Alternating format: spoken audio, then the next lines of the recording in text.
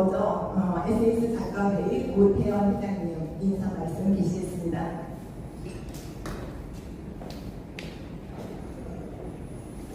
반갑습니다. 참 요즘 더위가 고약합니다. 오늘 일주일이거든요. 이제 일주일 있으면 말고기고 사흘 더 있으면 백중절이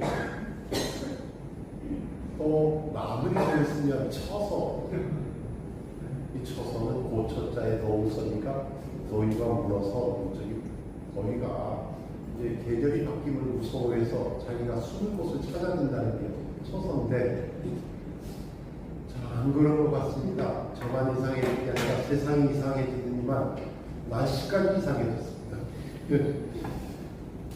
지난주에가 좀 어디에서 좀 의뢰가 들어와서 바닷속을 한 10길 바닷속을 들어갔더니 10길 바닷속도 따뜻해 버렸습니다. 그러니까 한 20길 바닷속을 들어갔어야 수온 약침이라고 해서 그 온도가 바뀌지 않는 침을 찾았어요. 그래서 이 기후가 엉뚱하게 이렇게 힘들어졌구나. 그래서 이 더운데 사실은 제가 회장이라고 저기 직책만 맡았지 실제적인 도움을 못 드리고 있습니다. 그래서 책이 늦는다, 뭐가 안 된다, 매일 불평불만을 하면서도 실제적인 도움을 못 드렸습니다. 그래서 지난번 그 합평회에 좀 무리한 합평회를 했었고 이번에도 어찌어찌 합평회를 하는데 지금 만들어내신 저기 우리 조정원 선생님이나 박예인 선생님께서 크게 수고를 하시지만 우리가 짝수달 첫 수요일 그 합평회를 무리하게 하지 않고 충분히 서로 이게 합평회 자리가 우리들 정말 잔치지 않습니까? 그래서 책 내용을 깊게 읽고 그 내용에 대해서 서로 마음을 나누고 또 서로 손잡고 갈 수 있는 동지가 되려면 우선 글 쓰는 사람들이라서 남이 글을 깊게 읽어주고 이해하고 의견을 나눌 수 있었으면 하는 욕심에 이거 수고하셨지만 다음 후에는 적어도 홀수달 하순이 들어서면서는 책을 받고 충분히 책들을 읽고서 짝수달 첫 수요일 날 만나서 좋은 얘기를 나눌 수 있었으면 좋겠습니다. 이게 얼마나 귀한 자리입니까? 아마 목숨 걸고 사선을 넘어서 오신 분들 같습니다. 이 날씨에 진짜 고맙습니다. 우선은 에세이스트가 우리들이 둥지기 때문에 누가 하겠습니까? 우리가 아끼고 뭐가 잘못되면 서로 불평하기보다는 나서서 손잡고 서로 도와가면서 우리 둥지를 좀 잘 지켜나가야 될 그런 시점입니다. 이런저런 어려움을 여기 계신 분들은 다 아실 테니까. 오늘 신인상 등단하셔서 이 자리에 오신 선생님 진짜 환영합니다. 강철수 선생님 오늘 좀 꼭 나오신다고 약속을 했었는데 오늘 수술일자랍니다. 그래서 어제 못 오시고 특집 작가 하신 분은 어떻게 된 게 이게 날짜를 예측을 못해서 진료 예약을 잔뜩 받아놔가지고 밀려서 왔다가 가기에는 좀 부산이라서 좀 무리가 있다고 합니다. 근데 여기 오신 분들 아니라 서로 진짜 좋은 얘기 나누고 우정이라기보다 글정을 나누고 이렇게 글벗을 서로 알아가고 아끼고 하는 자리가 되었으면 좋겠습니다. 감사합니다.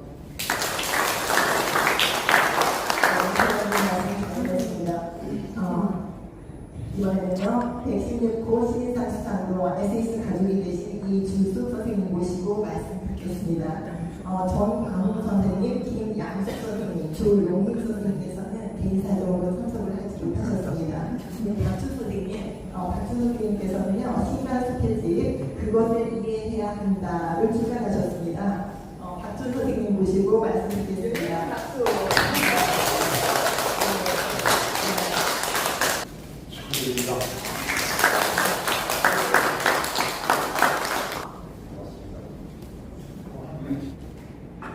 김종환 선생님한테 제가 도리를 다 못했어요. 당연히 책을 에세이스트에서 내야 되는데 실제 형편이 그러지 못해서 다른 곳에서 책을 냈습니다. 그래서 마음 한쪽으로는 굉장히 아팠어요. 내가 내 도리를 못하고 있다는 데 대해서 굉장히 슬펐습니다. 그래서 그랬습니다. 여기 어디서부터 얘기를 얼마만큼 해야 될지는 모르겠어요.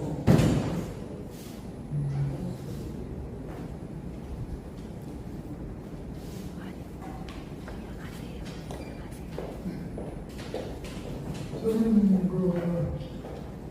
김종환 선생님으로부터 수필을 배웠습니다. 그리고 화요반이라는 모임에서 4년을 시계문처럼 왔다 갔다 하면서 배웠어요. 그러니까 제 수필의 목표는 화요반에서 출발했어요. 화요반에는 저희 집 김동성 선생님, 그리고 숙자는 김병수 선생님, 정정자 선생님, 조성현 선생님, 신흥철 교수님, 또 이병용 선생님, 여기 이해관계, 막내 신경에 이렇게 또 몇 분 더 계셨습니다. 그 중에 제가 가장 무섭게 여긴 분이 한 분 있어요. 정정자 선생님은 굉장히 무서워했어요. 그분하고 좋은 상관에서 배움특강 화관까지 가는데 15분에서 20분이 걸려요. 마땅 걸음이 느리기 때문에 처음부터 이렇게 가면 그날 가져왔던 작품에 대해서 말씀을 하세요. 그러면서 저한테 뭐라고 하냐면 뭘 잘하고 싶어서 그렇게 써왔습니다. 그러니까 나중에는 뭐라고 해주시냐면 아이고 잘났다 잘났어. 그것도 그리라고 써왔어? 이런 얘기를 서슴없이 저한테 하셨어요. 근데 굉장히 그게 재밌었어요. 이렇게 하신다면 직접적으로 얘기를 해주시는 거에 대해서 사실은 저는 유학을 몰랐고 스피도 몰랐고 아무것도 몰랐습니다. 그러면서 하나씩 의식을 하기 시작했어요. 도대체 스피이 뭔데, 문학이 뭔데 다들 이렇게 하는가. 그러면서 나름으로 조금씩 책들을 읽어봤어요. 그런데 아까 이찬원 선생님이 저한테 그러셨어요. 글을 읽으면서 김훈 선생님이 제가 보인다. 그건 김종환 선생님이 제가 처음으로 글을 써가지고 왔을 때 저한테 하신 말씀이에요. 그래서 왜 그럴까라고 생각을 해서 김훈의 문체원이라는 글을 제가 하나 쓰겠습니다. 내가 우스갯소리하지만 김문호 아버지는 김광규 선생님이세요. 우리나라 최초의 중국 무용소설을 지으신 분이에요. 근데 그분 글을 읽어보면 기가 막혀요. 그분은 상해, 저쪽 북한도 온갖 공처를 겪으면서 동북도 그러신 분이고, 그러니까 김문호는 중학교 때부터 말하는 무협소설을 띄고 살았어요. 근데 그분 아버지는 김광규 선생님 문체가 무협소설을 김용이든 많은 책을 읽어보면 문체가 비슷합니다. 굉장히 비슷해요. 그래서 저는 그러면 이 친구는 김훈 선생님은 그 영향을 정서적인 영향을 일찌감치 받아들여서 문체가 그렇게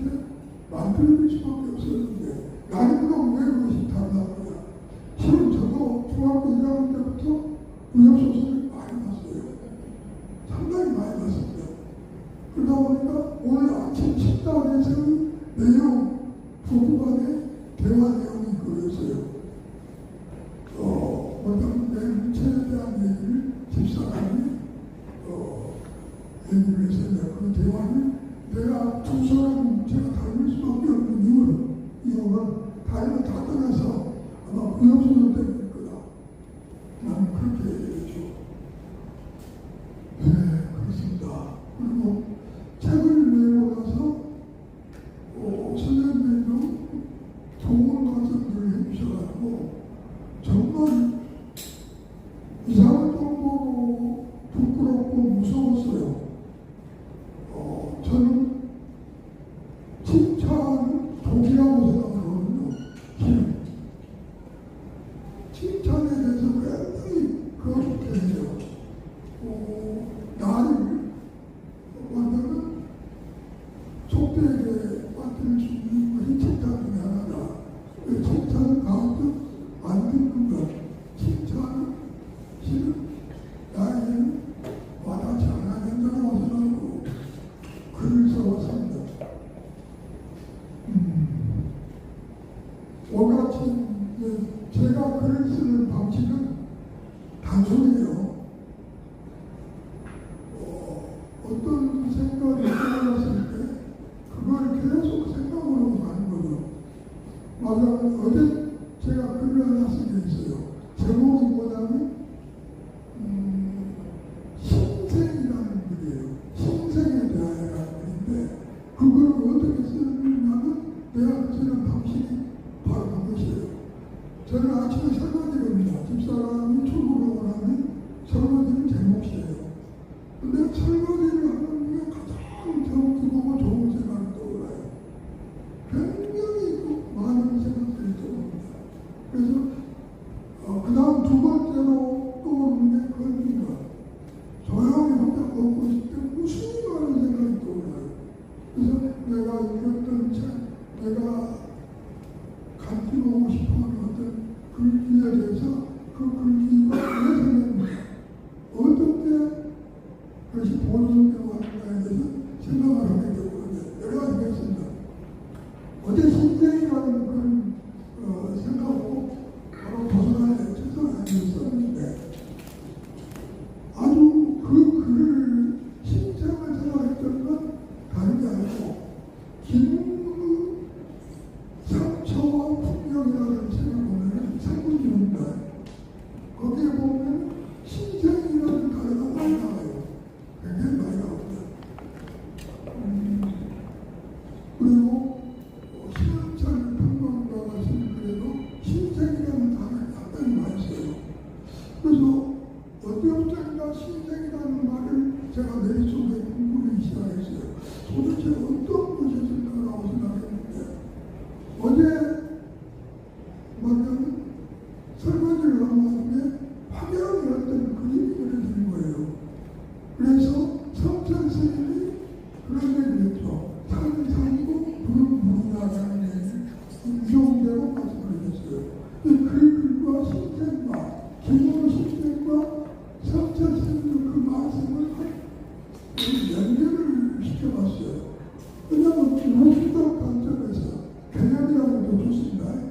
우리 동양사회가 힘이 살아있는 걸로 생각을 해요. 저거는 생물과 미생물로 분류하지만 동양사회가 없이 분류하지 않습니다. 그렇다면 무기적 관점, 죄송합니다. 실로 그런 방식으로 저는 그랬습니다. 아마 선생님한테 제가 드리고 싶은 얘기는 그런 생각이에요. 조금 더 생각을 해서는 충분히 좋은 생각입니다. 감사합니다. 시간을 듣는 시간 되겠습니다.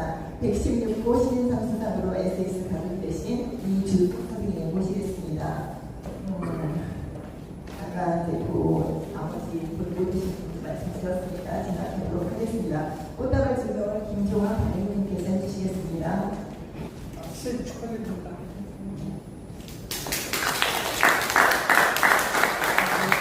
안녕하세요. 노원분화원 풍경이 있는 숲길 교실에서 공부하고 있는 이준숙 공무원. 먼저 보잘것없는 제 글을 선정해 주신 에세이스트사와 심사위원님께 감사드립니다.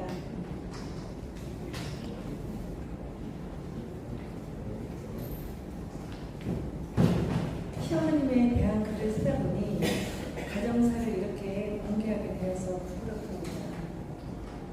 어머님 보시면서 늘 마음속으로 살아계실 때 잘하자 하고 다짐했었습니다. 하늘나라 가신 뒤 음식을 차려놓고 물어보도 무슨 소용이 있겠습니까? 제 자신이 후회하지 않으려고 나름 최선을 다한다고 했지만 이제 와서 뒤돌아보니 부족한 면이 많지 않았나 생각이 듭니다. 이 자리까지 인도해 주신 하나님께 감사드립니다. 정성을 다해 가르쳐 주신 숲길교실 김인서 교수님 감사드립니다. 그리고 우리 숲길교실 문원님들과 함께 이 기쁨을 나누고 싶습니다. 언제나 제 곁에서 든든하게 응원해준 남편에게 감사와 사랑을 말하고 싶습니다. 전하고 싶습니다. 많이 바쁜 중에 참석해준 버팀목 아들 고마워. 안 쳐다보면 여기 앉으신 모든 분들은 이 더위에 오시느라고 애쓰셨습니다. 더위 잘 이겨내시고 건강하고 행복하시길 바랍니다. 감사합니다. 반갑고 앞으로 우리의 식구가 되어서 너무나 반갑고 고맙습니다. 문제작가 이경환 선생님께서는 직장적으로 모르셔서 고통은 또 다른 축복이다 라는 주제로 두정은 편집장님께서 말씀해 주시겠습니다. 안녕하세요. 책 읽기만 들어서 정말 죄송하고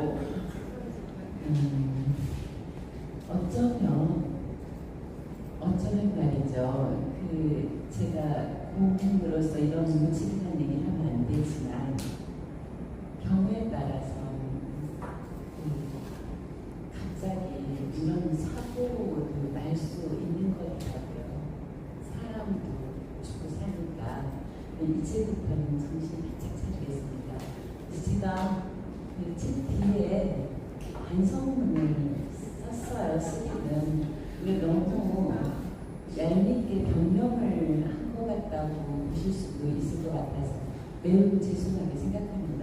어쨌거나 최선을 다하겠습니다. 그리고 고통은 또 다른 축복인가 이경환 선생님의 글을 읽으면서 제가 이제 쓰다 보니까 나중에 뭐라고 지금 붙일 게 없어서 막 뒤져보니까 거기 그런 문장이 나오는데 붙인 거고요. 제가 오늘 얘기하고 싶은 거는 이미지에 대해서 요즘 썸네일 유튜브나 숏 영상들이 많으니까 우리가 가장 지금 심각하게 초점이 맞춰지는 게 이미지인 것 같아요. 근데 저 같은 경우도 책을 읽으면 항상 기억하는 방식이 이미지로 기억을 하더라고요. 근데 이경환의 이번 특집을 이경환 선생님 오늘 안 오셨으니까 혼담을 해도 될 것 같아요.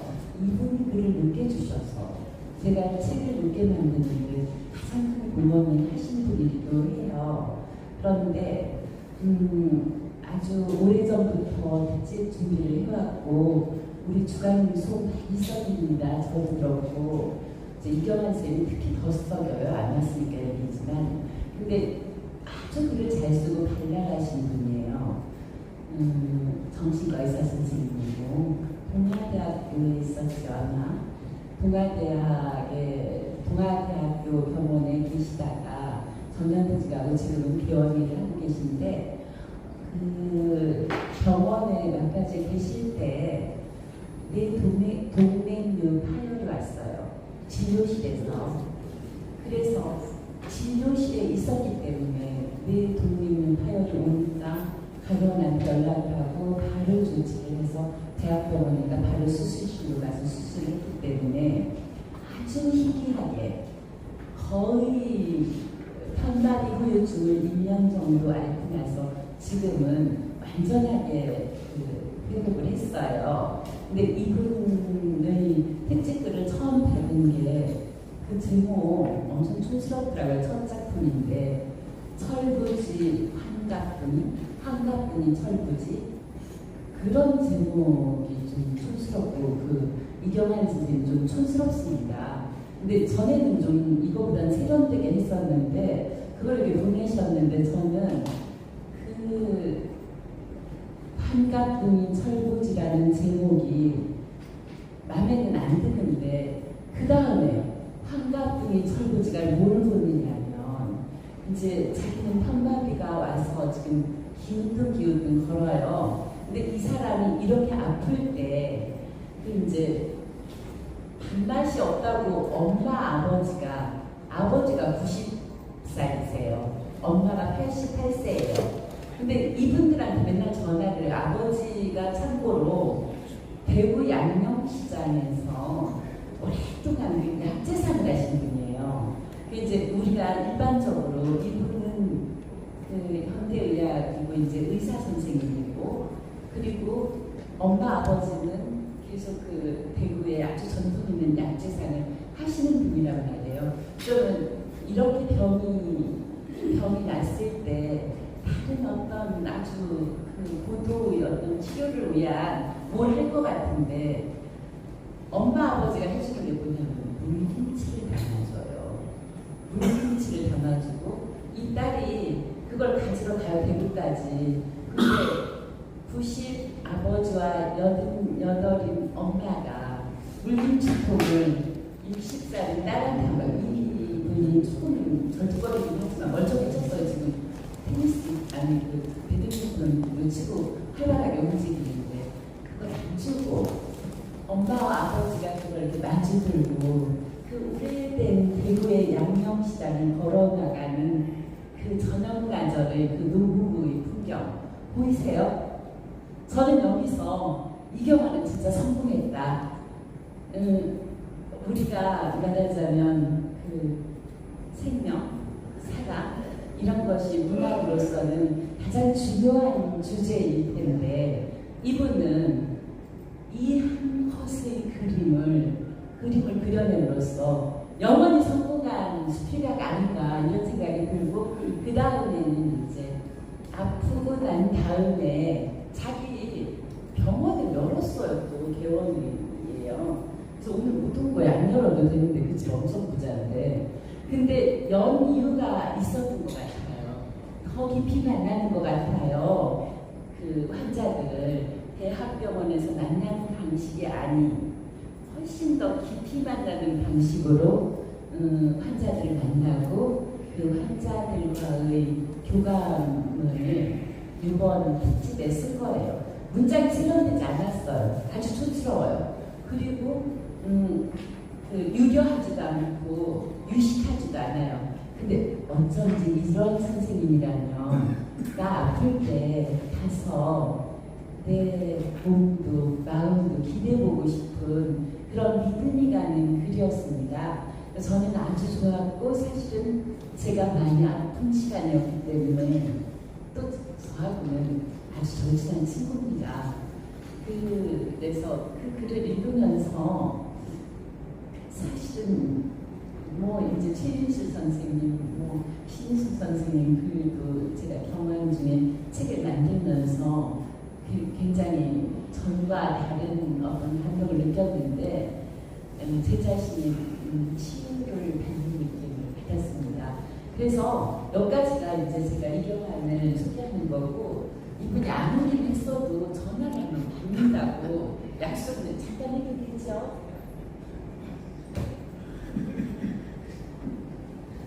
모두 선생님 뵙고 싶어하는 선생님들이 한 30분 와 계시니까 꽉 찼어요. 인사 한번 하시죠. 네네, 아이고, 엑세스트 회원 여러분 반갑습니다. 네, 우리가 반갑습니다. 116호 문제 작가로 학평에 참석해야 되는데 정신과 의사로 진료를 해야 돼서 불참하게 돼서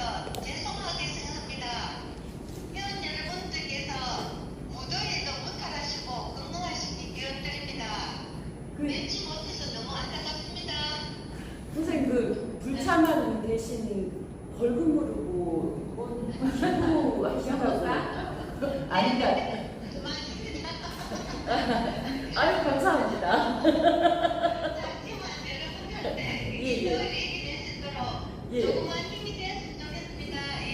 그리고 기왕에 선생님 통화가 됐으니까 세 가지만 간단하게 여쭤보겠습니다. 선생님 그 어머님 아버님이 담가준 물김치 있죠? 그거 진짜 맛있어요? 아, 맛있어요. 그거 레시피 알아요? 저희 어머니가 예. 레시피는 예. 다른 분들하고 비슷한데 예.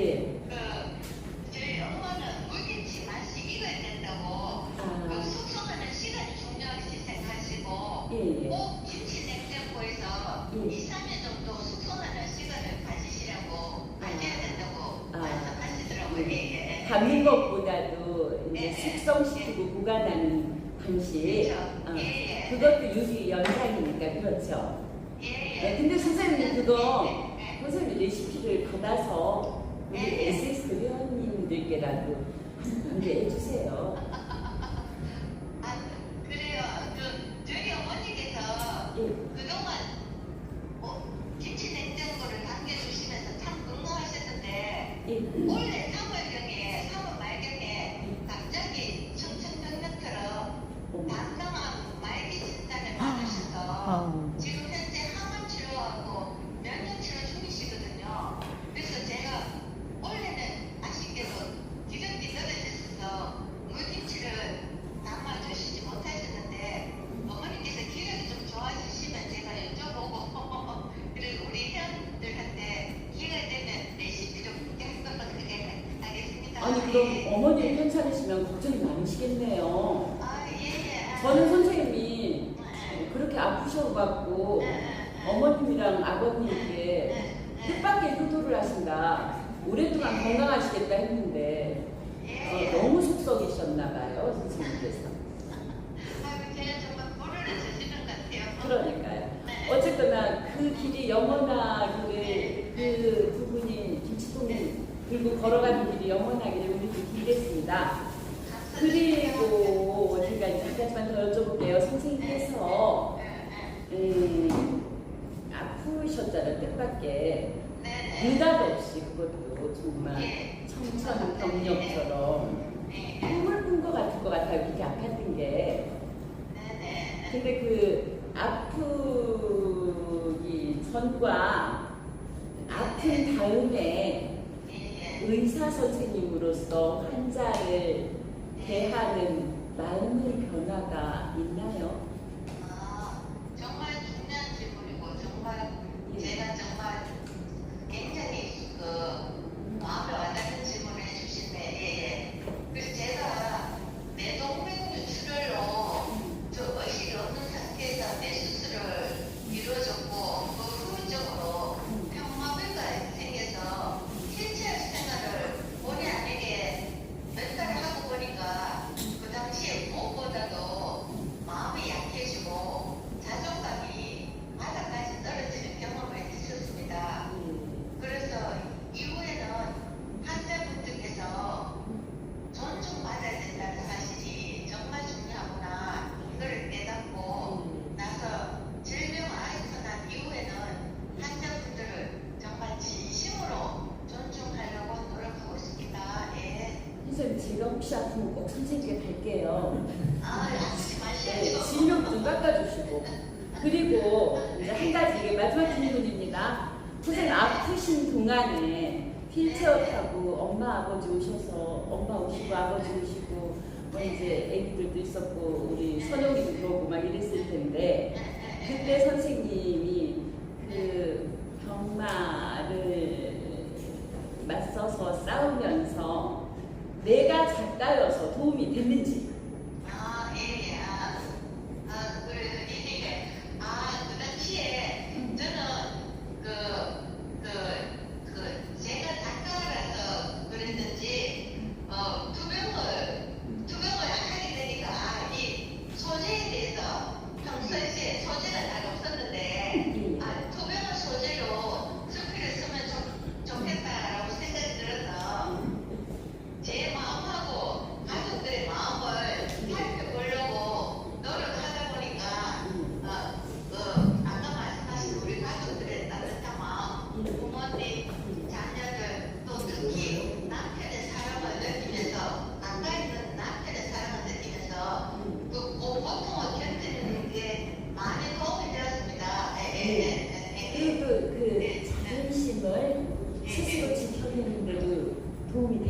하겠습니다.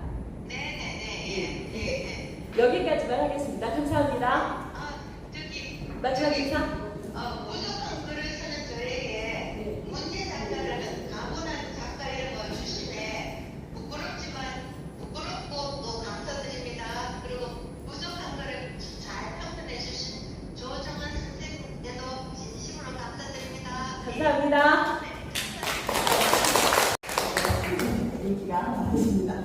번드 스피드를 써주셨습니다. 노지현 대장님, 오늘은 존재의 딜이라고 해가지고 짧은 말씀을 부탁드립니다.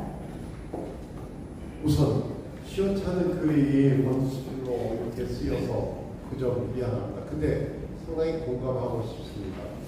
저는 원래 글을 제대로 못 썼습니다. 근데 에세이스트에 등단하면서 사실은 그 조정은 선생님한테 상당히 멀리 떨어져 있지만 글쓰기를 배웠습니다.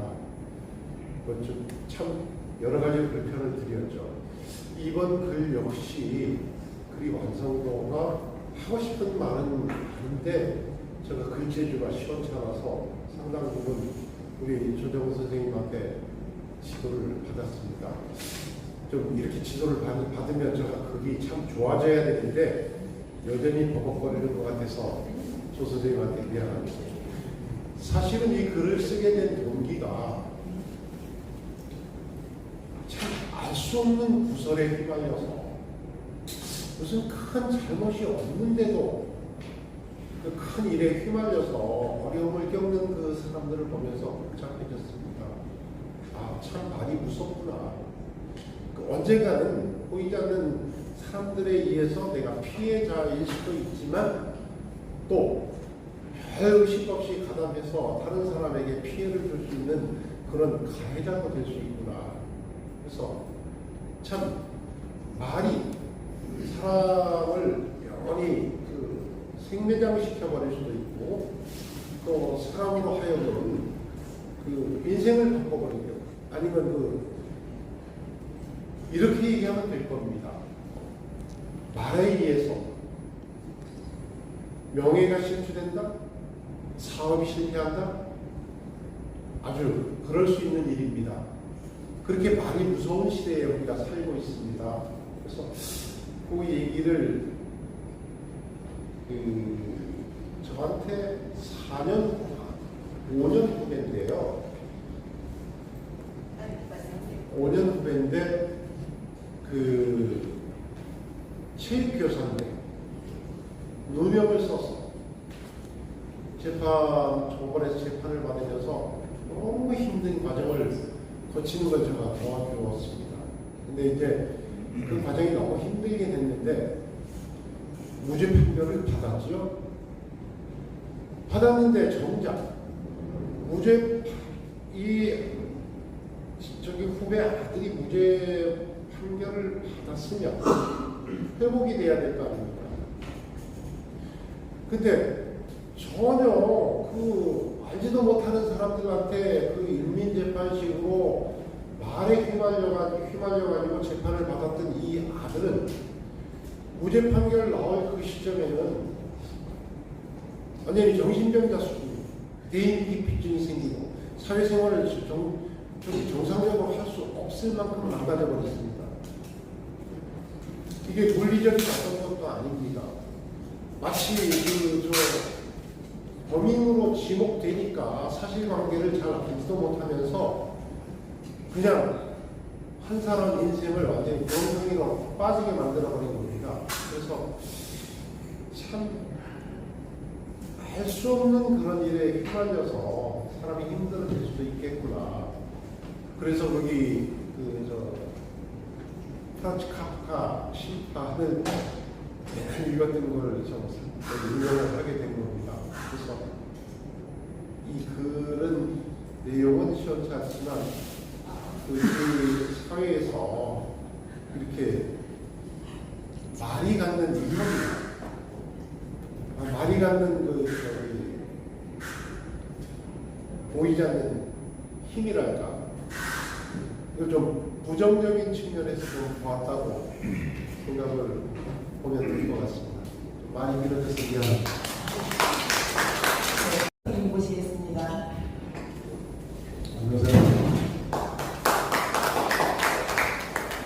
이런 자리에 쓴 게 참 오랜만이었습니다.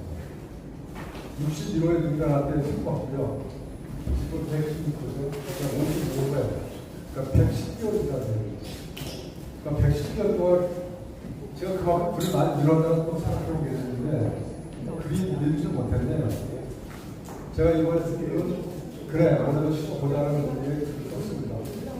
어찌 보면 그거는 제가 110개월 동안 글을 읽지 못했기 때문에 올해부터 글을 더 많이 써보자는 의미도 있었습니다. 실은 부천 그 텃밭에 옥수수를 많이 심었었어요. 근데 3년 동안 계속 맨 처음에 쥐 아니면 고양이를 생각했었는데 너구리한테 피해를 받았습니다. 올해 또 심었는데 즐거웠습니다. 하나 아쉬운 게 있었습니다. 그 아쉬운 건 제가 직접 기른 옥수수를 오늘 이 자리에 쪄갖고 왔어야 되는데 실은 올해도 너구리한테 피해를 당하겠습니다. 하여간 올해부터 지금부터라도 글을 더 열심히 하겠습니다. 고맙습니다. 예전에는 너구리도 많이 나눠주시고 우리도 좀 많이 나눠주시고 인천의 성경의 그림이 워낙 박진관대로 나타나겠습니다. 시인미수 선생님 엄마의 목소리 말씀드리겠습니다. 엄마의 목소리는 봄에 남는 우리 이걸 있어요. 저는 갑자기 돌아가는 거예요. 그래서 내가 부모님에 대해서 친정 부모님에 대한 생각을 많이 안 했거든요. 글도 안 쓰고 그랬는데 아버지가 돌아가셔서 엄마 생각이 났어요. 근데 저희 엄마는 엄청 조용하시거든요. 그러니까 작년에 치르는 과정 속에서도 그냥 지켜만 보시고 전혀 이런 감정의 변화가 없이 표현을 안 하셔서 그냥 가만히 계셨어요. 근데 그런 그 모습을 보면서 옛날에 저희 할머니 돌아가셨을 때 그 엄마의 모습이 떠올랐어요. 그때 평소에는 정말로 말 한마디도 안 하고 가만히 계시는데 그때 저는 엄청 놀랐던 게 이 일을 하시다가 은상을 넣으신 분들이 와서 그때는 아이고와 이거는 옛날 그 전통을 제대로 지냈으니까 그때 물건 이런 거 하고 이 일을 하시다가 사람들이 오면은 아이고와 이거를 그분들하고 같이 하는데 저희 엄마 소리가 그렇게 큰지 몰랐어요. 어디서 막 소리가 들리는데 나중에 알고 보니까 그게 엄마 소리인 거예요. 우리 엄마 소리가 저렇게 컸구나. 그리고 같이 친척들도 아무도 저희 엄마는 손주댁이라고 불렀는데 손주댁 소리가 저 목소리였다는 거를 그제서야 다 아는 거예요. 근데 그 작년 치르는 그 며칠 동안 일을 하다가 이제 오시면은 맨 뒤에 다시 또 그 소리를 하고 또 가시고 오시고 근데 저는 그 곡소리를 했던 그 모습이 그 아버지 장례식장에서 떠올랐어요. 그래서 우리 엄마한테 그 내재된 것들이 되게 많이 있구나 하는 거를 이제 늙어서 자식들 다 하고 난 다음에 저희 엄마가 평생교육센터라는 곳을 다니는데 월화수목금토까지 다녀서 저희 엄마를 만나려면은 그 빈 시간을 찾아야 돼서 오히려 자식들이 엄마 시간을 맞춰야지 돼서 되게 힘들었거든요. 그래서 그렇게 근데 그 중에 제일 좋아했던 게 노래였어요. 그래서 이렇게 끼가 많고 자기를 표현하고 싶은 게 많았는데 이렇게 뭉쳐였던 삶을 평생을 그 유교적인 그 문화 속에서 그냥 살면서 큰 소리를 냈던 게 이게 예의라고 생각하니까 평소에는 소리를 안 냈는데 그 장례식장에서 이거는 꼭 소리를 내는 거는 이게 장례 예식에 있어서 아주 중요하다라고 생각을 해서 그렇게 크게 목소리를 내신 거였어요. 그거에 대한 생각, 글을 3월에 썼는데 2월달에 썼구나. 근데 3월 초에 엄마가 돌아가셨어요. 그래서 그럼 짧은 시간에 두 분이 다시 오는데 그래도 그걸 기억해서 내가 그 전에 내가 이거라도 하나 써놔서 참 다행이구나 하는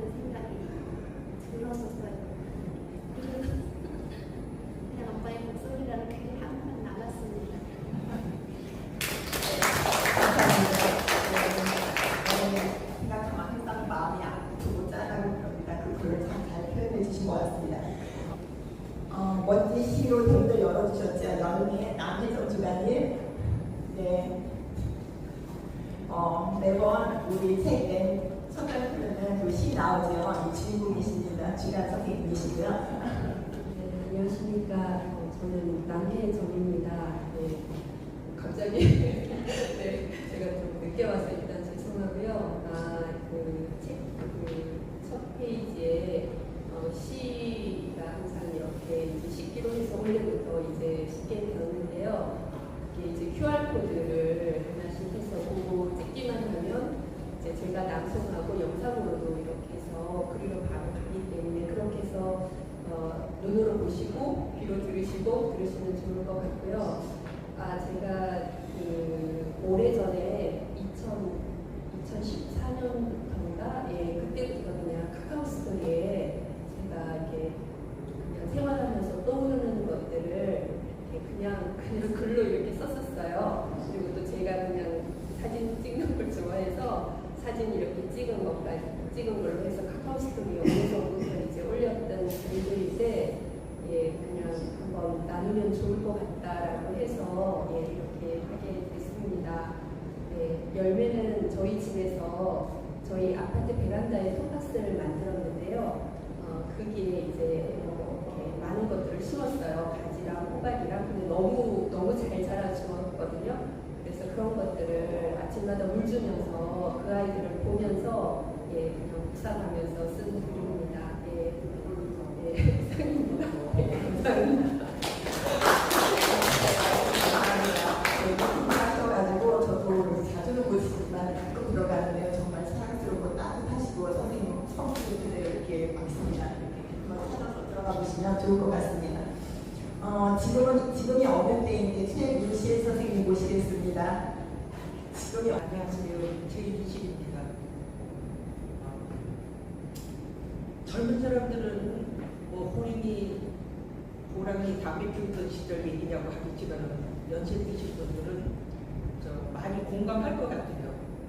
그리고 제가 어떤 드라마를 보다가 그 말이 딱 떠오른 게 전쟁과 그림은 멀리서 보라고 하는 그 낱말이 제 머리에 딱 박히는 게 요즘은 아들을 볼 때 멀리서 봐야 되겠다. 보통 결혼시키면 해외 공부라고 하잖아요.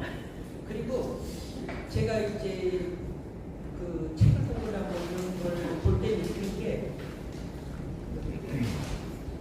저희 세대 같은 경우는 되게 어머니를 생각하면 굉장히 가슴이 찡하고 눈물이 나고 굉장히 그 자식들을 힘이 나서 기르면서 한 번도 힘들다는 말씀을 안 하시고 모든 것을 감내하면서 자식들을 기르는데 요즘은 되게 하나 기르면서도 매일 힘들다 그러고 요즘 옛날에 없던 남편들을 제가 책에도 쓰겠지만 진짜 곱게 길렀는데 장가보내 놨으니까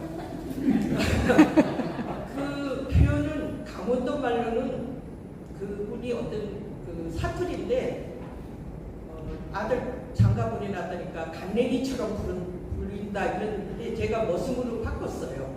그런데 너무 아들 보기가 안타깝고 그렇다는 얘기를 많이 하는 거를 요즘 아빠들 그 현상이 아니라 옛날에 복속 듣던 아빠들 그런 생각이 들고 앞으로 이제 어린 애들은 아버지를 생각하면 눈물이 나올 것 같다는 그런 생각이 들어요. 엄마보다도 엄마들은 그냥 여왕같이 되게 있고 아버지들이 그냥 음식 쓰레기 그가지 모든 것을 어떤 그 지인이 하는 말씀이 애만 낳지 않았지 모든 것을 그냥 아빠들이 하는 걸 보면 너무 안쓰럽다 그런 얘기를 하더라고요. 그래서 앞으로 그 젊은 많은 작가들은 애들은 아버지 생각하면 우리가 어머니 생각하면 눈물 흘리듯이 아버지 생각하면 눈물이 나올 것 같다는 그런 생각을 합니다. 감사합니다. 이렇게 인터뷰를 하는 방법도 좋은 것 같아요. 그런데 글 쓰겠다고 아플 수도 없고 고통을 사는 동안에 안 겪을 수 없잖아요. 고통을 겪었을 때 우리가 어떻게 해야 될까에 대해서 이렇게 그러니까 습관해가는 이런 글을 참 감사합니다. 이제 필지 소감 중요한 말씀 듣는 시간입니다. 부장님 잠깐 자리 비우셨고요. 제가 이 순서를 우리 단 순서대로 이렇게 순서를 했습니다. 그러니까 거기 하셔도 섭섭해하지 마시고요. 갈라치기를 갈라치나 윤성근 선생님 모시겠습니다. 안녕하세요. 생각지도 않고 그냥 허겁지겁 시간 맞춰서 달려왔는데 무슨 말씀을 어떻게 드릴지 모르겠네요. 근데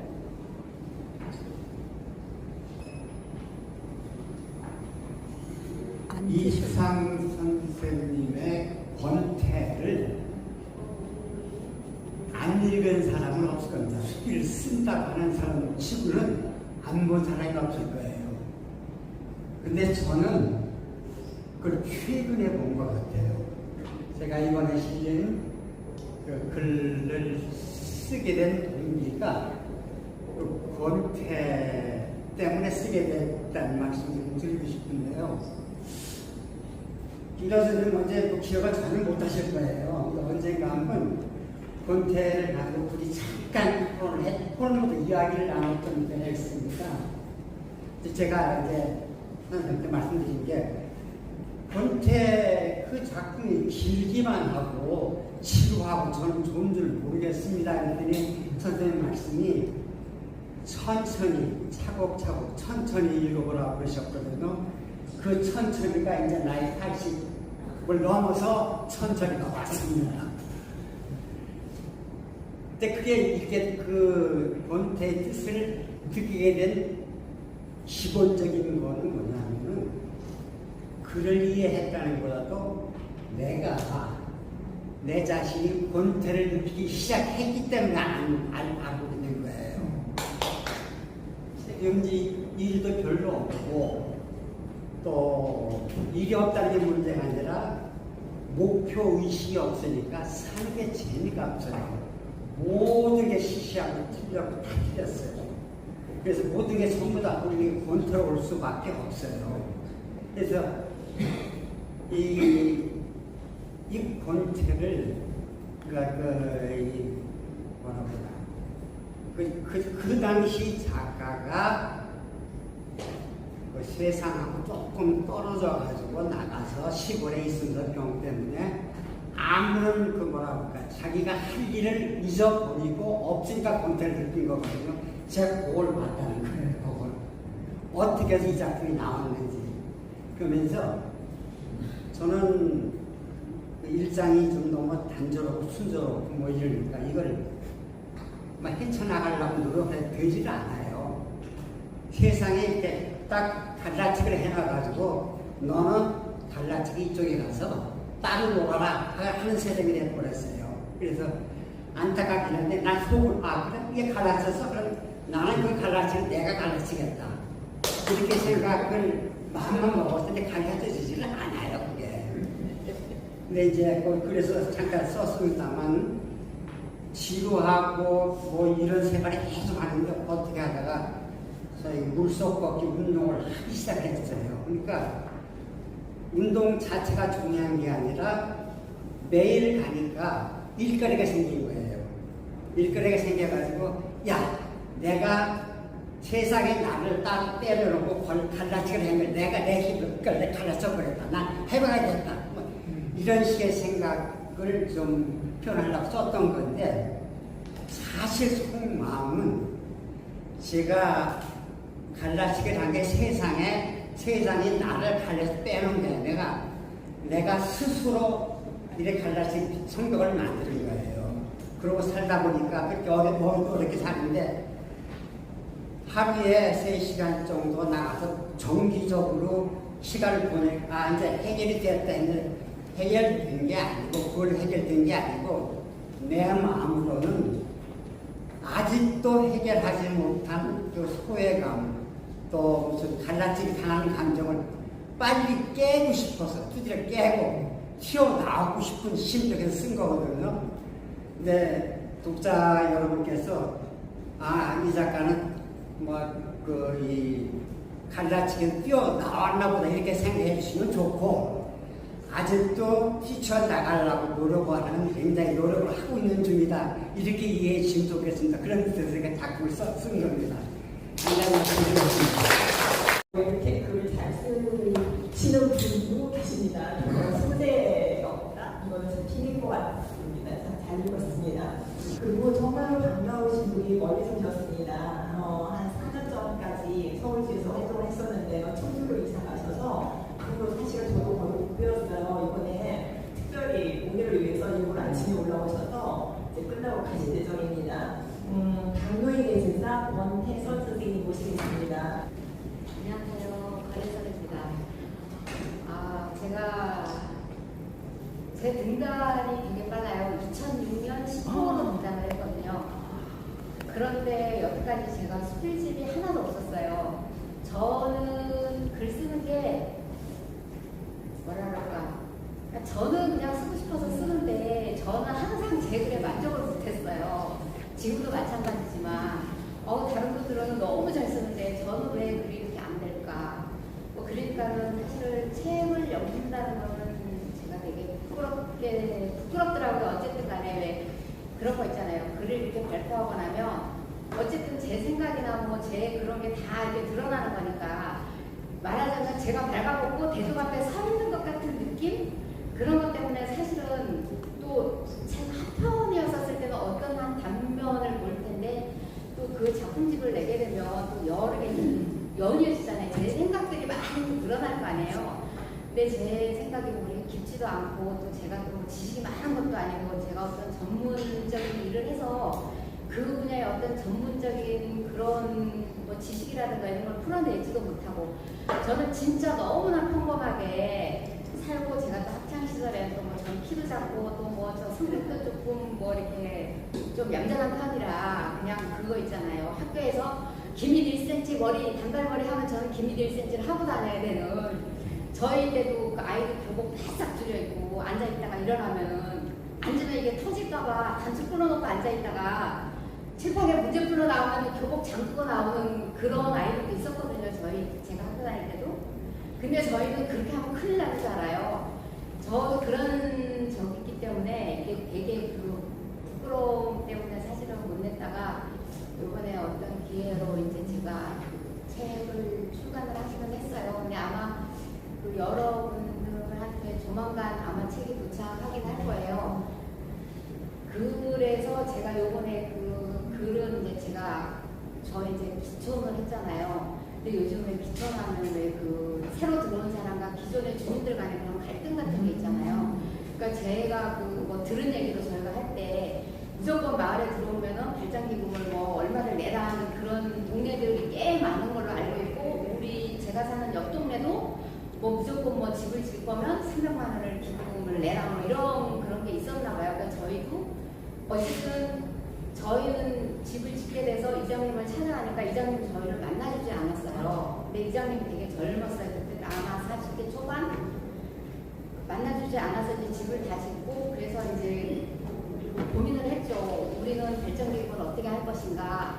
그래서 처음에는 100만 원을 생각하다가 이것도 100만 원은 너무 많은 거 아닌가? 그래서 저희는 이제 50만 원을 가지고 이제 마을에 연말에 이제 대동계라고 해서 마을에 그 회의를 해요. 총 1년 동안에 그 마을에 그 어떤 일이 있었던 결산을 하더라고요. 그래서 저희가 50만 원 기부금을 가지고 갔어요. 그래서 이때 또 뭐 기부금을 냈다고 소개를 하고 하더라고요. 그리고 나서 한 2, 3주 정도 있었는데 이장님이 저희 집에 찾아오셨어요. 그러면서 이 동네에서 지금 새로 들어온 분 중에 발전기금을 가장 많이 냈대요. 50만 원을. 그래서 거기에 대동기에 들어가는 이태비가 10만 원이래요. 그 50만 원 중에 10만 원을 대동기 이태비금을 내고 나머지 40만 원은 발전기금을 편입을 하겠다고 했어요. 그래서 저희는 너무 감사했죠.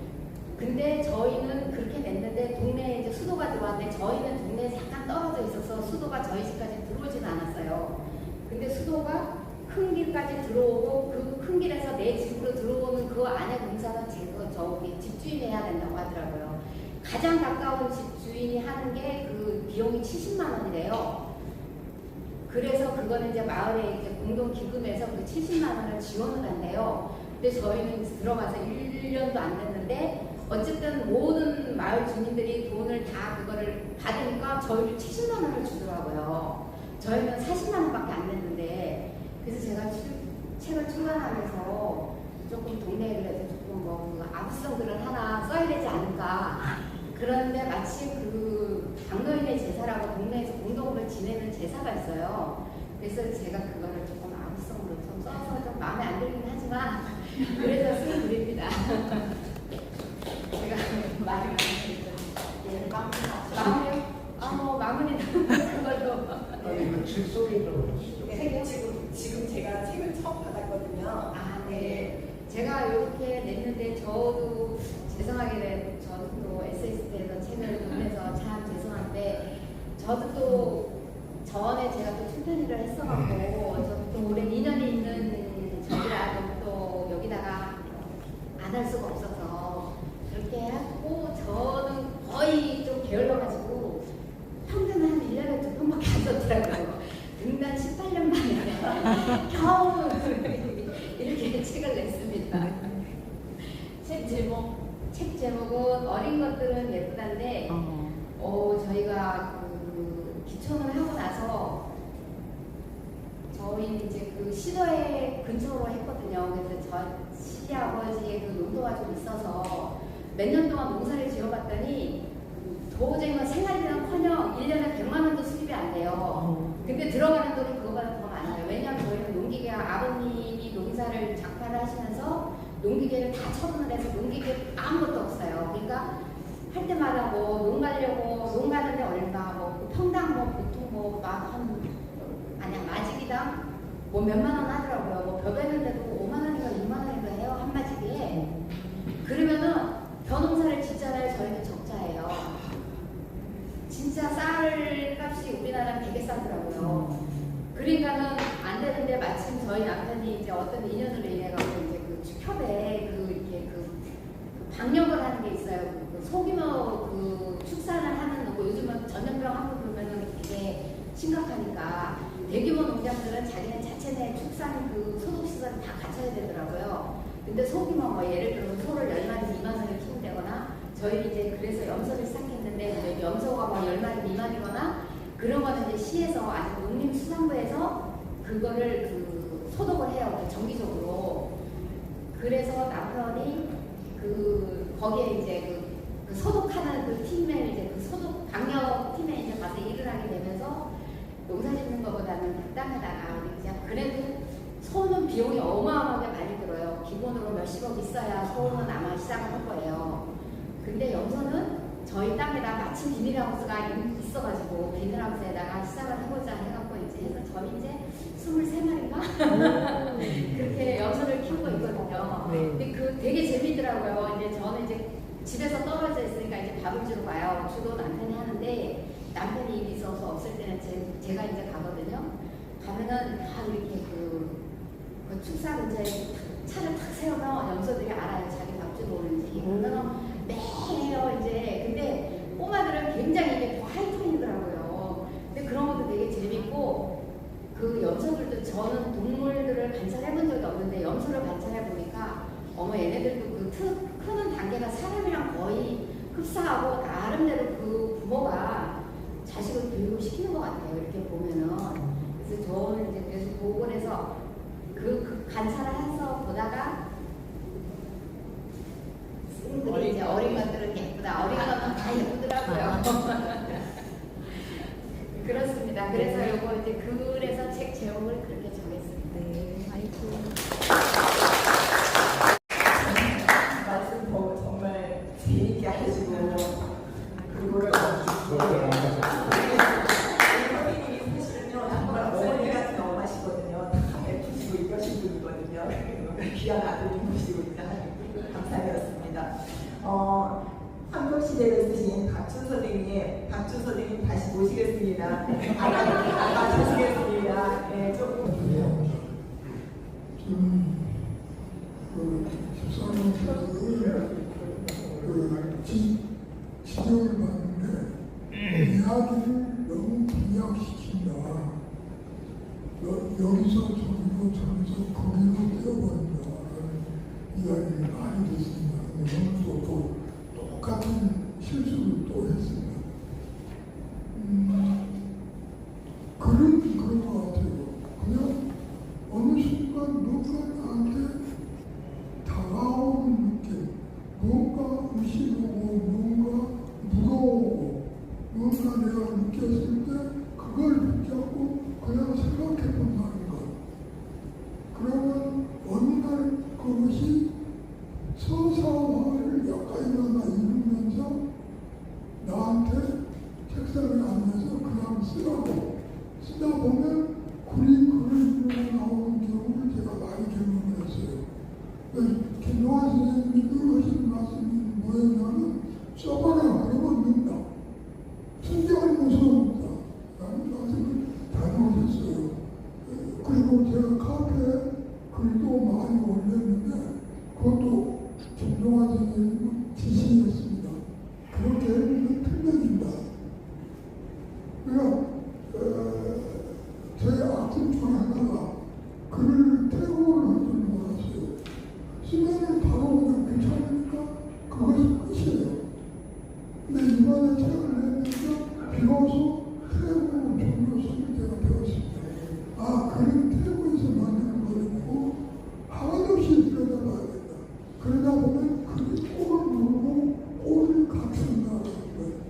그러니까 선생님들한테도 신인 선생님들한테도 저도 다음고 싶은 것은 다른 게 아니에요.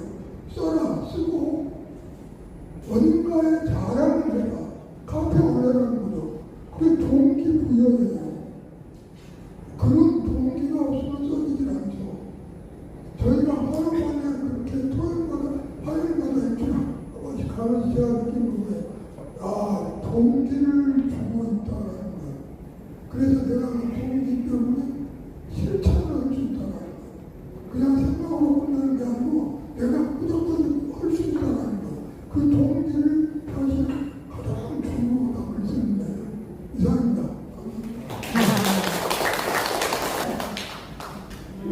김형욱 선생님 화장실 일가 말씀 들어보겠습니다. 안녕하세요. 반갑습니다. 115 작품들이 굉장히 많구만요. 그래서 저는 다 읽지는 못하고 한 10여 편, 20여 편 이 정도로 읽은 것 같습니다. 감독적인 글도 있었고 제가 앞으로 작품 활동하는 데 도움이 될 수 있는 글도 있었습니다. 제 작품은 이제 화장실 유감인데 제가 딱 5년 전입니다. 2019년에 여름에 뉴욕을 갔었는데 거기서 한 9월 달 있었는데 잘 아시겠지만 뉴욕에는 볼거리가 굉장히 많은데 가장 큰 애로사항이 화장실이 별로 없어요. 특히 공중 화장실 찾기는 정말 보물 찾기만큼이나 어렵다는 걸 제가 경험을 했습니다. 과연 세계 정말 선진국 중에 선진국인 미국이 관광객이나 시민들한테 화장실로 인해서 고충을 받게 한다는 것. 이거는 제가 살아온 지금까지 30에서 도무지 이해가 안 되었습니다. 그래가지고 굉장히 그때 실망을 했는데 그래서 제가 화장실에 이제 가게 되면 시내 구경을 하다가 일반 보통 커피숍이나 식당 이런 데는 대부분 다 문이 잠겨 있어요. 열쇠로. 그래서 어쩔 수 없이 커피숍에 가가지고 커피를 주문하거나 식당에 가서 밥을 또 먹거나 이렇게 해서 소변을 해결하고 있었는데 그래서 이제 자료를 찾아보니까 미국에서도 나름대로 이유가 있더라고요. 그 원인이 이제 여러 가지였는데 그 중에 몇 가지만 말씀드리면은 첫째는 이제 연간 관광객이 5천만 명 이상 이렇게 오다 보니까 이 화장실을 사용을 많이 하니까 그것도 뭐 깨끗하게 사용하지 않고 이 사람 저 사람 막 사용하다 보니까 관리를 할 수가 없다는 거예요. 첫 번째 이유가. 그리고 두 번째는 뭐냐면 화장실에서 마약이나 성범죄가 이제 많이 발생하는데 그럴 경우는 건물주가 책임을 지게 되어 있더라고요. 그리고 세 번째는 이제 노숙자가 많지 않습니까? 그리고 또 일반 그 관광객들도 화장실에 들어가서 아주 비상식적인 그런 그 행동을 많이 하는가 봐요. 그런 저런 이유로 화장실을 많이 짓지 않고 있는 것도 폐쇄하고 그래서 다행히 스타벅스가 이제 많이 그 관광객들한테 개방되는데 근래 와서는 스타벅스도 점점 화장실을 줄이고 있다는 뉴스를 제가 본 적이 있습니다. 우리나라 화장실은 뭐 여러분들이 워낙 잘하기 때문에 말씀드릴 필요가 없고 그런데 저와 같은 생각을 가진 분들이 아마 많이 있었던 것 같아요. 그래서 뭐 시청에 민원도 제기하고 저같이 글도 쓰고 그래서인지 뉴욕시가 금년에 그 6월 인 럭크라는 이니셔티브를 발표했어요. 하나 프로그램인데 그 내용이 뭐냐면은 첫째는 46개, 46개의 뉴욕시에 새로운 화장실을 짓겠다. 그거고 두 번째는 26개, 36개. 지금 어쨌든 간에 뉴욕시내에도 공중 화장실이 있는데 그 중에 36개를 선정을 해가지고 개보수를 하겠다. 그리고 이제 세 번째는 관광객이나 시민들이 쉽게 공중 화장실을 찾을 수 있도록 지금 맵이 있지 않습니까? 구글 맵을 통합을 하겠다. 그리고 이제 네 번째가 이제 첨단 그 자동 청소 화장실을 시내 곳곳에 14곳에 짓겠다. 이런 그 프로그램을 발표를 해가지고 아마 지금 그 추진을 하고 있다는 제가 뉴스 보도를 봤습니다. 그래서 아마 이제 여러분들이 또 물론 제가 저와 같은 경험을 하신 분들이 아마 여기 계신 분들도 있을 거로 생각이 됩니다. 그러나 이제 앞으로는 좀 더 아마 뉴욕시에서 화장실 개선 문제 고민을 하면서 우리 관광객들한테 좀 화장실을 청결하고 편리하게 이용할 수 있도록 조치가 이루어질 걸로 그렇게 생각이 듭니다. 그래서 제가 화장실 유감이라는 글을 이렇게 썼습니다. 감사합니다. 저도 낙선전입으로 116호에 같이 참여를 했습니다. 딸이 가까워 영국을 맡은 영국이었었는데요. 그 영국을 보고 나서 그 관계에 대한 그런 생각을 적은 글을 저도 같이 작가님들하고 같이 함께 했습니다. 작가님들 서로 저희가 글을 잘 쓰시는 만큼이나 말씀을 너무 잘 하셔서 말씀 잘 들었습니다.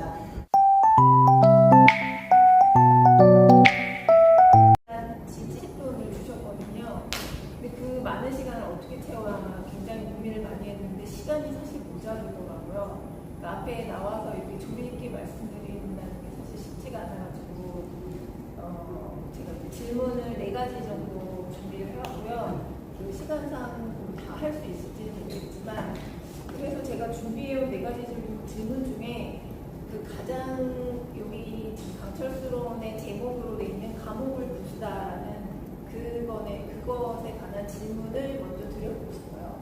왜냐하면 그게 여기 강철수론의 모든 그 주제를 관통하고 있는 한 문장이라서 그거에 대한 설명을 먼저 듣고 그 다음에 이제 시간이 되는 대로 다음 질문을 드려보도록 하겠습니다.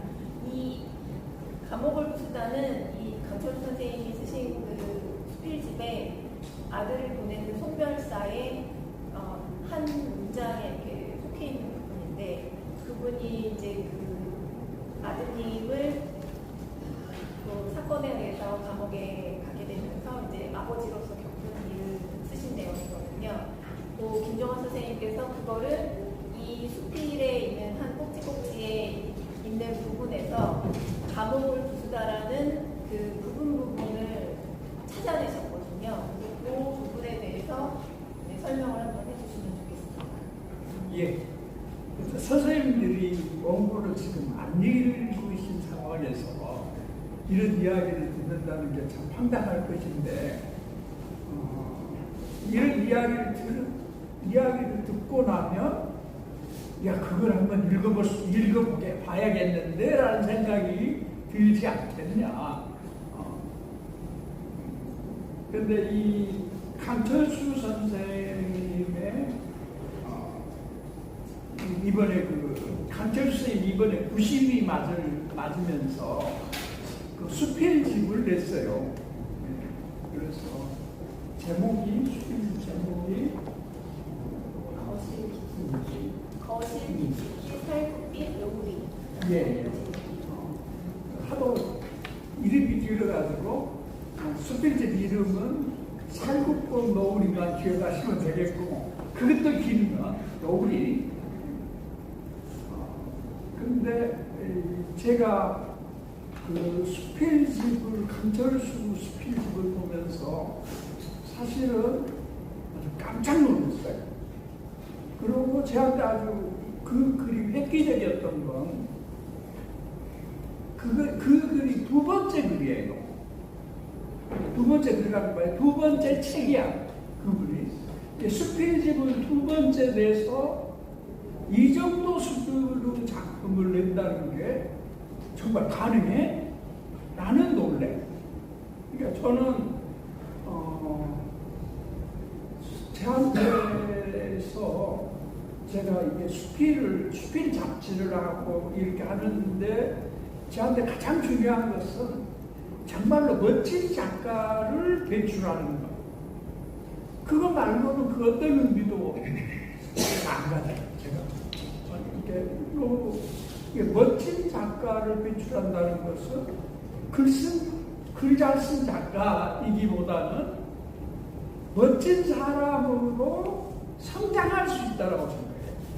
이게 우리가 문학을 왜 하냐라고 생각하면, 문학을 하면서 사람이 성장하더라.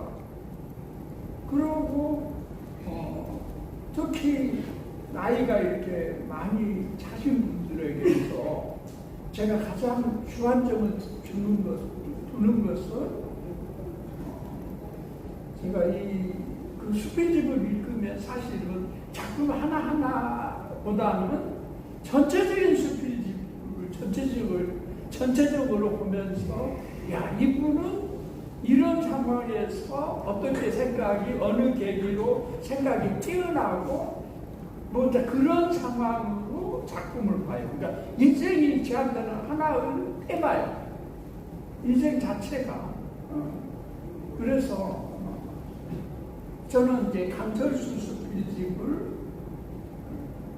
이 두 번째 수필집을 읽으면서 깜짝 놀랐는데, 이제 거기 제목이 감옥을 부수다라는, 근데 왜 감옥이냐?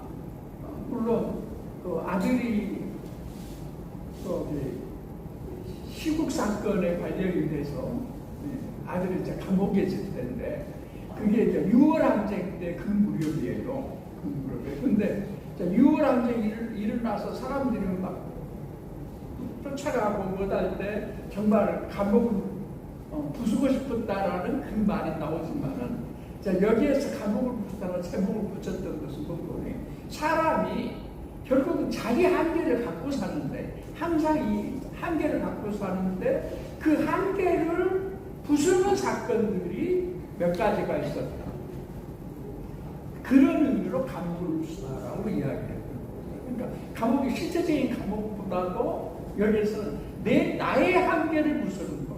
그때 그 한계란 능력 한계보다는 사실은 우리들이 자유 한계, 그 한계를 이렇게 부수는 것을. 그러니까 저는 이 글에서 바로 이 사건이 그에게 결정적 계기가 돼서 그 한계를 벗어났다, 깼다라는 의미로 쓰고 있어요. 짧게 말씀드리겠습니다. 굉장히 중요한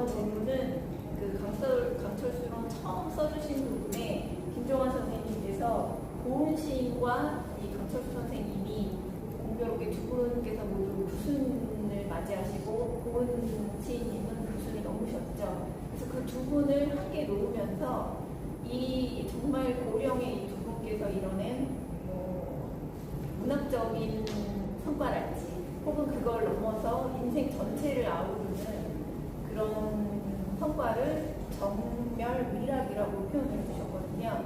그 부분에 대해서 조금 설명을 해주시면 좋을 것 같습니다. 예, 우리 공교롭게도 강철수 선생님이 책이 올 때 고은 시인의 책이 함께 왔어요. 그런데 고은 시인이야 워낙 큰 사건이었으니까 고은 선생의 비투 사건이 워낙 큰 사건이어서 그런데 그 이후에 고은 선생이 어떻게 지내신다 그 이야기는 계속 소식을 들었던 건데 그 이후에 고은 선생이 시집을 내셨어요. 근데 그 시집 제목이 세상에 없는 시. 세상의 시인가? 세상에 없는 시. 세상에 없는 시. 그건 시 제목은 아니고. 시 제목. 이것이 어쨌든 그건데, 근데 그 작품의 세계와 고은 선생은 그 작품의 세계와 강철수 선생이 추구하는 작품의 세계가 그 비슷하네? 라는 생각이 들었던 건데, 거기 이제 사람들이 고은 사건이, 고은 선생의 미투 사건이 워낙 커서, 이제 특히 젊은 여자들은 그냥 그쪽은 나를 쳐다보지도 않으려고 하는데, 이 문인들 세상에서는 그 사건이 그렇게 심각한 사건이 아니고 그것을 일으킨 분 쪽에서 하는 그 시선이 틀린 시선으로 보고 있는데 저로서는 보고 아이고 이 선생님이 그런 것들을 다 이제 넘기시고 드디어 자기 세계에 들어와서 시업을 계속 하시는구나라는 것 때문에 워낙 반가웠죠. 요즘 어떻게 사셔? 하는 것 때문에 근데 강철수로를 이번에 실으려고 하니까 엄청 쫓기죠. 지금 그걸 새로 입고 써서 그걸 실으려고 하니까 쫓기는데 그 틈틈이 고은 선생님 그 시가 궁금해서 읽었던 거고요. 근데 공교롭게도 고은 시의 발문을 누가 썼는 거는 맹단자 선생이 쓰셨어요. 근데 그 맹단자 선생이 그 제목을 발문의 제목이에요. 발문의 제목을 투사라 시 없는 시인의 정멸위락이라고 써놨어요. 그 발문의 제목이에요. 그러니까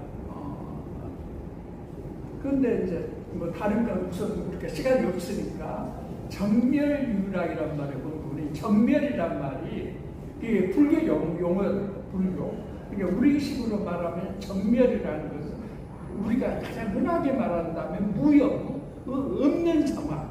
이게 불교에서 말하는 무. 그리고 그 위락이라는 건 위는 할 위자. 영어로 말하면 두. 그리고 이제 락은 즐거운 락자. 그러니까 정멸을 즐거운 삼다라는 시 제목인데, 자, 정멸이란 말이 워낙 우리한테는 좀 어려운 말이어서 가장 우리가 쉽게 알 수 있는 것은 장자의 소요유 정도인 것 같아요. 이게 그런 경지인데. 그게 이제 강철수 선생은 90이 넘은 강철수 선생은 세계도 그거더라 라는 이야기고요. 선생님 지금 뭐 물어보고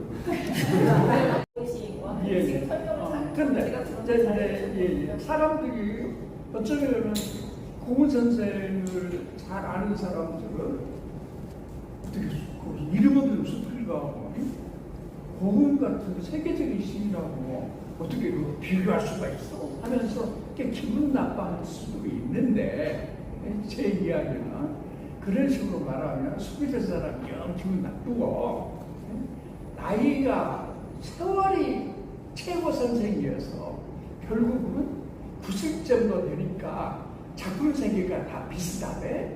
작품이 결국은 정멸유랑이래 라는 이야기로 이제 글을 썼고요. 아까 선생님이 이야기했던 가장 결정적인 사건, 그러니까 이 강철수 선생의 이야기로 결정적인 몇 개의 사건이 있는데 그 중에 하나가 아주 사소한 이야기인데 강철수 선생은 70, 지금 90이니까 70 몇 살쯤에서 살림은 그분이에요. 그래서 이미 모든 살림 거는 그래서 부엌에서 밥하고 모든 것은 그분이 하는 건데 근데 시장도 그분이 보러 다니고 그 배낭 탁 메고 어디 가서 시장도 되고 다 보고 그러는데 그때는 김장을 안 한 지가 오래됐대. 근데 자기도 안 하는데 옛날에는 아이들이 해서 이 김장이 왔는데 아이들도 이미 한 60몇 살 되고 그러니까 아이들도 김장을 안 하는데 그래도 어쨌든 김장을 어떻게 김장김치를 들어오는데 그 해는 김장김치가 와도 많이 와요. 그래서 김장김치 이거 어떻게 처리를 해야 되는가. 근데 아들이 뭐 둘째가 왔다든가 그래서 야 너 요즘 김장 어찌냐 하면은 그 김장김치를 하나를 줬다네. 누구한테 준 것을. 그러니까 부인께서는 그냥 이렇게 다 보고 있더래. 근데 주니까 며느리가 그렇게 좋아하더라고요. 그래서 이제 둘째는 끝났어요. 근데 이제 셋째가 오니까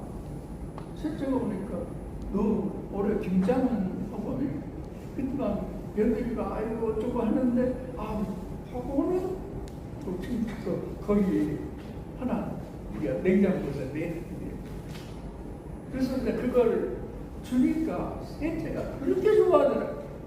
아들도 좋아하고 그 집에 아들만 내셨어요. 근데 큰아들은 이제 죽었고 아까 그 감옥 이야기가 그 아들 이야기예요. 그 아들이 나중에 사람들은 그 공릉로 후유증이었을 거라고 하는데 그 아들이 이제 서울대 교수를 하다가 나이 40인가에 죽었어. 42절에 죽었고 그랬던 그 첫째가 있었고 근데 그 아들한테 그 김장을 주니까 며느리가 그렇게 좋아하는데 근데 문제는 있지 가만히 걱정만 하고 있던 그 부인께서 갑자기 소리를 들려. 그 김치가 내한테 온 건데 왜 당신이 마음대로 주냐고. 그러니까 그냥 아들도 어색해하고 어쩔 줄 모르고 자기도 챙겨서 어쩔 줄 모르고 그런 사건이 일어났는데 근데 어색하게 어쨌든 그날 어떻게 끝났어요. 그냥 며느리는 빨리 냉장고에 다시 김치 넣어놓고 그러고 이제 끝났어. 그러니까 이제 얼마나 어색했겠어요 서로가. 근데 이제 자기도 아무 말도 안 하고 그게 실수했는가 보다 좀 하고. 근데 이제 그 다음 날이 일요일이었는데 그분이 성당을 다니신 분인데 그때가 코로나더라. 성당을 못 가고 평화방송에서 그 미사를 지낸대요. 그래서 이제 미사를 지내고 나면 미사 중에 다 지내고 서로 평화의 인사를 나눕시다든가 사랑의 인사를 나눕시다 하고 옆 사람하고 이렇게 인사하는 데가 있어요. 근데 그렇게 하니까 이제 문밖에 없으니까 인사를 나눌 사람이. 그래서 이제 서로 얼굴을 보고 인사를 나눕시다 했는데 부인이 소리 질러서 미안해요 하면서 그렇게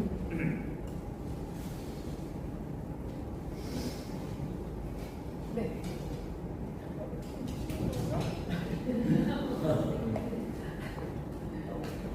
너무 감정이.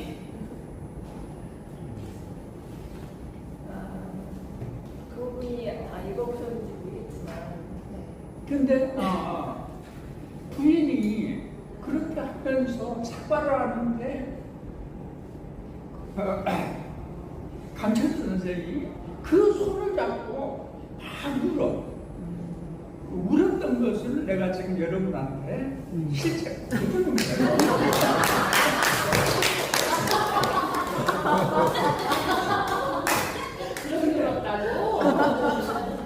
그래서 문제는 그렇게 제목이 60년 만에 듣는 아내의 사과. 아내의 사과인데 제목은 이게 근데 그 아내가 이게 이제 여러분한테 내가 지금 문제를 내려고 그래요. 근데 그 아내는 어떤 아내고 그래? 강철수 선생은 3살 때 어머니를 여의었어요. 그러니까 어머니 기운 하나도 없어요. 근데 막둥이에요. 아홉 남편이 막둥이에요. 어쨌든 막둥이인데, 근데 그러고 이분이 이제 초등학교를 졸업하고 그분이 어디 출신인지 보니 그 알프스 그 무슨 알프스? 영남 알프스. 영남 알프스 거기서 살아. 거기 그쪽 사람이에요. 그래갖고 거기는 초등학교가 하나 있었는데 간청 초등학교라든가. 근데 그 면에서 하나인데 이게 일제때죠. 일제때 그 초등학교 들어가기가 쉽지 않은데 한 모집비로는 한 3배 정도가 들어온대요. 근데 그래가지고 이제 떨어뜨리고 이제 근데 조금 정리를 해서 시간은 이제 근데 이건 게 중요했어요. 근데 그러고 이제 그 초등학교가 그분 학력은 전부예요. 나중에 이제 학력을 또 쌓겠지만. 근데 그분이 이제 6.25가 터지고 이제 거기 장사를 해요. 부산에 나가가지고 거기 PX 물건을 받아다가 이렇게 행상을 했던 사람이에요. 근데 그 행상을 하면서 물건을 맡겨놓고 못했던 그 집에 어느 날 보니까 어떤 여학생이 K여고라고 하더라고요. 명문 K여고. 그 여학생이 있더래. 근데 그 여학생이 전쟁이 끝나고 서울로 올라간 다음에 그 집은 조카인데 내 조카하고 결혼하지 않을래? 해가지고는 생각지도 않게 그 여학생하고 그분이 그 다음에 바로 결혼을 해. 근데 이분은 이번 스테이지로 맨 앞에를 보면 그 아내는 그때부터 그 아내는 하늘의 별이었다는 거예요. 자기 그러니까 그 별로 자기를 지금까지 60년을 모시고 왔다는 이야기였어요. 그래서 근데 그 모습을 보면서 강철수 선생이 물어. 근데 그 이전에 이제 이미 살림은 자기한테 왔고 살림하는 것이 맞고 또 어떤 이야기도 있는 거니 요실금에 걸려 있는 아내를 위해서 이제 기저귀를 어디 여행 가는데 기저귀를 이렇게 건네고 못하는 그 장면이 또 하나 있어요. 강철수 선생님이 거기서 공부를 한없이 오고. 그게 감옥을 부수는 장면인 거죠. 그러니까 어머니 잃어버린 어머니의 아니, 상실을 놓고 어. 지금 아내를 받아들이는 거잖아요. 아직 그게 내가 졌어. 여기서 문제를 낸다. 그 문제를 이해해서 이게 언제 하는 건데 말이에요. 그래서 여기서 문제는 이제 여러분들에게 문제는 왜 강철수가 그런지, 강철수가 거기서 왜 울었나? 어쩌면은 제가 봤을 때 이 수필집을 이해하는 가장 중요한 키가 한 가지잖아요. 그 울음을, 강철수 그 울음을 이해하면 아마 이 수필집을 충분히 이해한 것일 것이고, 자, 그런 상황입니다. 말을 해야죠. 시간이 예, 질문이 더 있었지만은 뭐 가장 중요한 게 감옥을 부수다 제목에 들어오는 그 얘기를 다 나눠주셨기 때문에 네, 우리 김병학 선생님 말씀 잘 들었고 선생님이 항상 이 누군가의 그 평론을 쓰시면 그게 가장 최고다라고 말씀하시거든요. 그래서 이 강철수 프로는 꼭 모두들 읽어보시길 바라겠습니다. 네, 감사합니다. 이번에 필진들이 나오셔서 이야기를 하셨는데 제가 봤을 때 야, 저기다 나와 필진들이 나오셔서 저게 이것으로서 어쩌면 우리 학교의 가장 선도적인 것이 되지 않습니까? 그런데 이제 필진들이 나오셔서 이야기를 하실 때는 스토리를 이야기하지 마시고 스토리를 우리가 읽을 거니까 또는 읽었을 테니까 스토리를 이야기하지 마시고 내가 이 스토리를 가지고 어떤 점에서 내가 이 작품을 썼다 라는 꼭 그 이야기를 해주셨습니다. 이 작품은 내가 무엇을 여러분들에게 말하고자 했던 것이다. 그것을 내가 흥미롭게 하기 위해서 어떤 테크닉을 부렸지로 뭐 이런 식으로 이야기해 주시면 우리 학교가 대단히 발전하는 학교가 됩니다. 저는 이제 다른 수필집도 이제 오지요. 오는데 사실 요즘에 거의 안 읽어요. 안 읽는데 내가 건강해서 안 읽는 게 아니라 이런 글을 여러 읽고 이거 말도 안 되는 이야기인데요. 진짜 이건 말도 안 되는 이야기인데 저는 사람들한테 내가 흔히 하는 말이 나는 작품을 읽을 때 뭘 물어보는 거면 그런 게 어쩌라고 물어봅니다. 내가 네가 말하는 거 읽었거든? 근데 그런 게 어쩌라고. 거기에 답하지 못한다면 글을 내다도 쓰지 말라.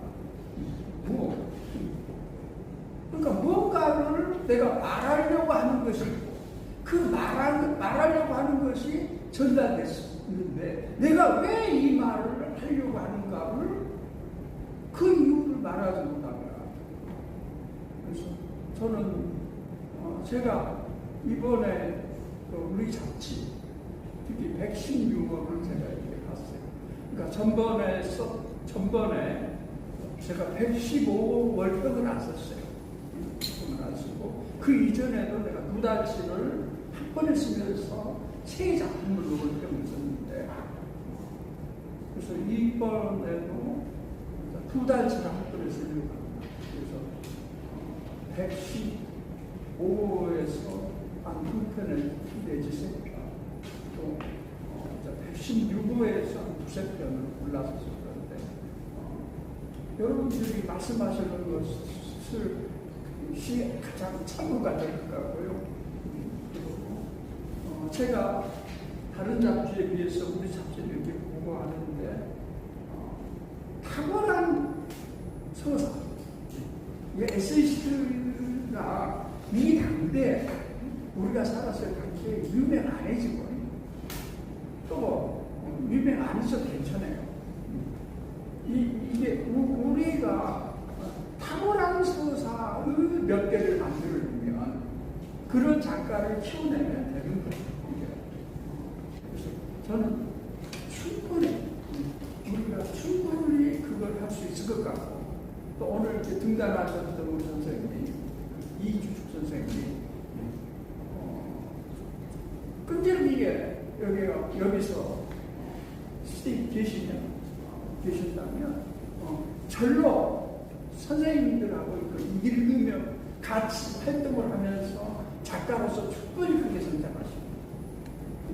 결국은 세월이 지나다 보면 거의 이제 잊혀서 갈 가능성이 크니까 결국 세월에 밀려 떠나버리고 마는데 여러분들이 악착같이 살아남으셔야 돼요.